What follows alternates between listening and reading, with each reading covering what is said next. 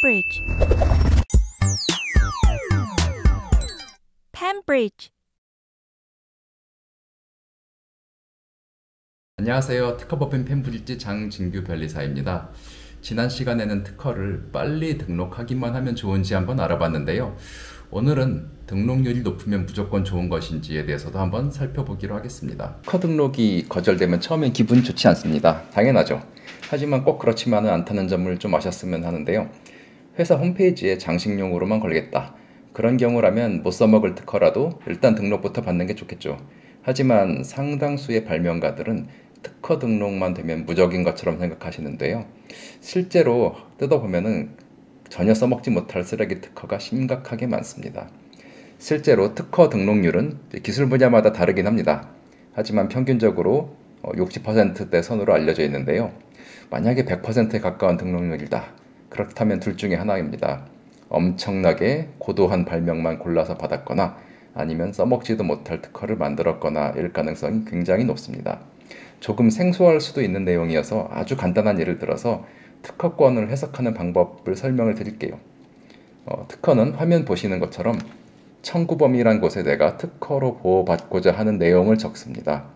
대법원에 따르면 누군가가 내 특허를 침해했다 이렇게 되려면 적혀있는 청구범위의 내용이 그대로 침해품에 포함되어야 하는 것이죠. 여기 예시를 한번 보실게요. 어느 발명가가 의자에 그냥 앉아있기가 너무 불편해서 등받이가 있는 의자를 발명했습니다. 그렇게 하면서 팔이 좀 불편한데 해서 팔걸이까지 생각을 해서 개량을 해서 청구범위에 팔걸이까지 같이 적었습니다. 이 의자를 본 다른 사람이 팔걸이만 빼고 의자를 만들면 어떻게 될까요? 청구범위에는 팔걸이가 등받이 그리고 베이스판과 결합이 돼야 하는데 그 침해자가 만든 의자에는 팔걸이가 없게 되니까 그대로 들어가지가 않게 돼서 침해가 안 되는 것이죠. 그러니까 청구 범위가 필요 없이 길게 잘못 적히면 권리가 굉장히 줄어듭니다. 여기 실제 사례를 하나 살펴볼게요. 이 중소기업은 현대글로비스가 자기 특허를 침해했다고 주장을 했습니다. 근데 기사만 보셔도 특허 내용 중 대기업의 서비스가 구성요소 하나가 다르다고 심지어 자백을 합니다. 아까 보셨듯이 구성요소 하나만 빠지면 그대로 포함하는 게 아니니까 침해가 아니죠. 그래서 이 판결은 법원이 맞게 한 것으로 보입니다. 그러면 처음부터 그 구성요소를 빼고 좀 힘들고 어렵더라도 특허청 심사관하고 줄다리기를 해서 등록을 시키든가 그 구성을 빼고는 도저히 등록이 안 됐을 것 같으면 애초에 좋은 특허가 되기 어려웠던 아이디어니까 다른 아이디어를 추천하거나 해야 했습니다. 그런데 이 특허 실제로 어떤지 아세요? 앞에 말씀드린 청구범위라는 걸 한번 보겠습니다. 자, 한 페이지가 넘어갈 정도로 하나의 청구항이 무지무지하게 깁니다. 중간에 들어가는 구성요소나 결합관계가 너무너무 많아요. 그래서 기사에서 나온 것처럼 6개가 아니라 이거 수십 개는 돼 보이는데요. 이 정도면 도저히 현대글로비스가 이 특허를 침해하고 싶어도 그대로 따라할 수가 없겠네요. 근데 왜 이런 특허가 나오는 걸까요? 신청을 했다가 일단 등록이라도 받자 들어간 비용이 아깝다. 그러다 보니 권리를 많이 좀 양보하고 포기해서 길어졌을 수도 있고요. 처음부터 등록을 빨리 받겠다. 확실하게 받겠다 해서 길게 적었을 수도 있습니다. 길게 적으면 장점이 하나 있는데 바로 등록이 잘 된다는 겁니다. 여기 저희 참고로 펜브리지의 국내 사건 비용 구조를 한번 가져와 봤는데요. 거절 이유에 대응하는데 돈을 많이 쓰는 해외 고객들하고 다르게 국내 출원인들은 대기업을 제외하고는 대부분 과정보다 결과를 중요시해서 등록 결정할 때 성사금으로 대신을 하는 경향이 있습니다.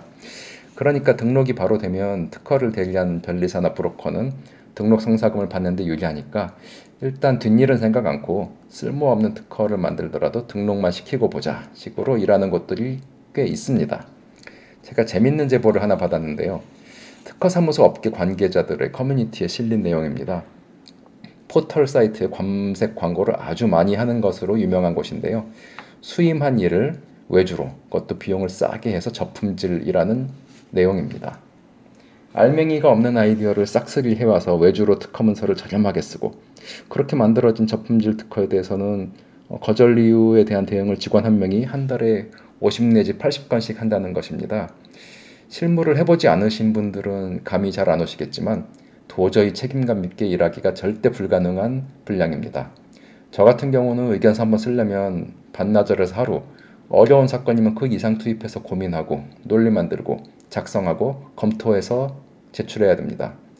그러니까 쓰레기 특허가 만들어지는 과정을 요약하면 이렇게 이루어지겠죠.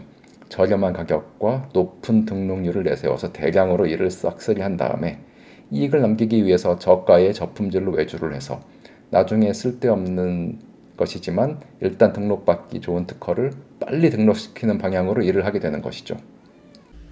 이상으로 등록률이 높은 게 무조건 좋은지 한번 살펴봤습니다. 저는 변리사의 방침에 따라서 유료로 상담을 하고 있는데요.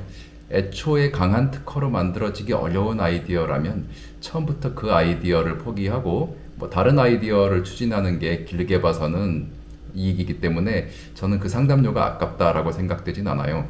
그리고 온라인 검색을 통해서 섭외한 업체보다 저는 이제 지역 지원 사업 정보나 관련 기관 담당자들을 제가 많이 알고 있어서 장기적으로는 비용 면에서나 아니면 경영 면에서 더 큰 도움을 받아가시는 경우도 많이 있습니다. 오늘 영상이 강한 특허, 쓸모있는 특허를 만드는 데 정말 도움이 되셨기를 바랍니다. 감사합니다.